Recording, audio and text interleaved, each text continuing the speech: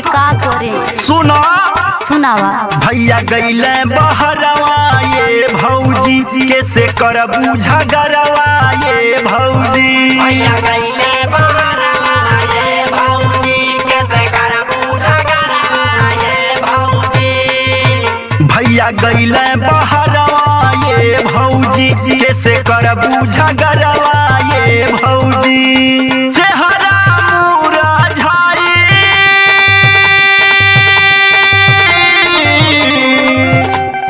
चेहरा मुरझाइल तोहर गलवा जाई से फूलवा ना भइले ना।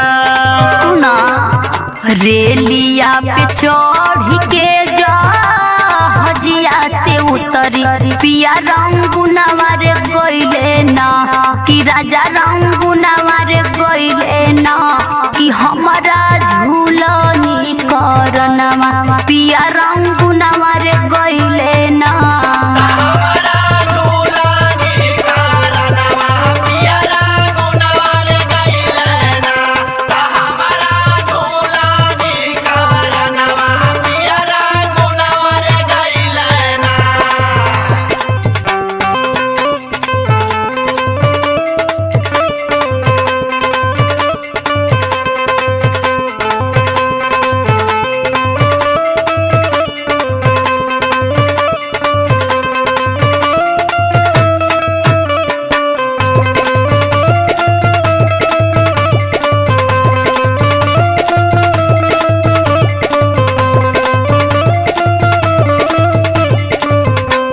अरे और भी दिक्कत बा सुना बलमा पे दर्दी न हम पे मुहले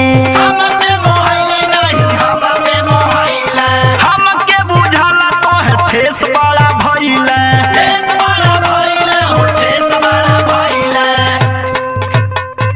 बलमा पे दर्दी न हम पे मुहले हमके बुझाला तोहे ठेस बड़ा भइले।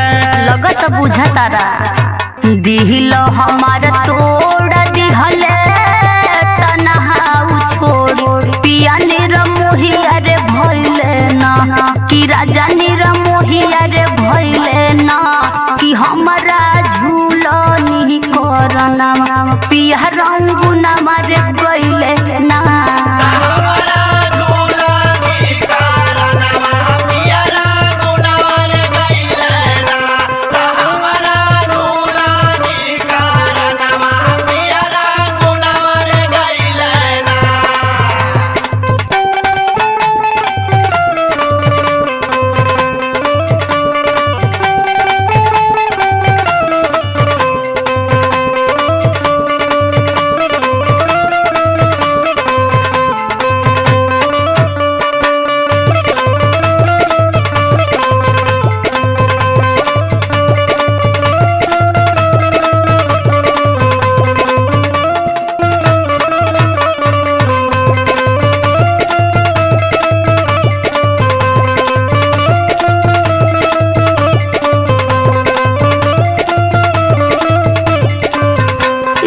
बबुआ हमारा आखिरी बात सुना रविंदर दीवाना हमर माथा सन कइले तोहरे करनवा उ घरवा से गइले।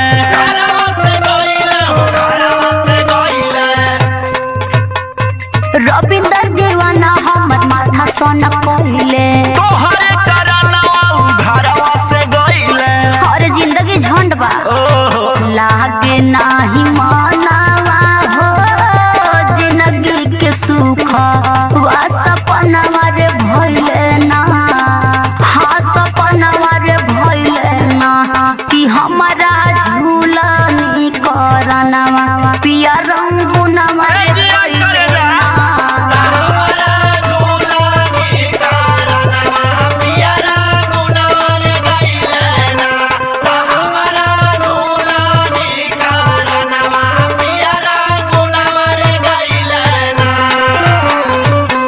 हाँ तो सही में माहौर माटी बात तुर जिंदगी।